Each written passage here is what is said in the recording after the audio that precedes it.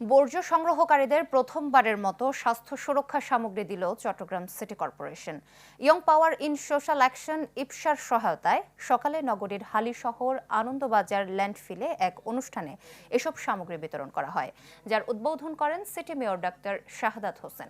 তিনি বলেন, বর্জ্যকে সম্পদে পরিণত করতে স্বাস্থ্য সুরক্ষা সামগ্রী ব্যবহারের মাধ্যমে সংগ্রহ কার্যক্রম চলমান রাখতে হবে।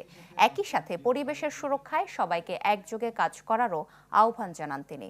কর্পোরেশনের প্রধান পরিচ্ছন্ন কর্মকর্তা ইফতেখার উদ্দিন আহমেদ চৌধুরী এবং ইপসার প্রধান নির্বাহী কর্মকর্তা আরিফুর রহমান অনুষ্ঠানে বক্তব্য রাখেন। এটা হতে পারে একটা এনার্জি, ইলেকট্রিসিটি, এটা হতে পারে একটা বায়োগ্যাস, অথবা সেটা হতে পারে একটা ফার্টিলাইজার। কারণ ময়লার মধ্যে দুই টাইপের ময়লা থাকে, একটা হচ্ছে পেরিশেবল ওয়েস্ট প্রোডাক্ট, একটা নন পেরিশেবল ওয়েস্ট প্রোডাক্ট। আমাদের যে চিন্তা ভাবনা সেটি হচ্ছে কিভাবে ময়লাকে আমরা সম্পদে পরিণত করব।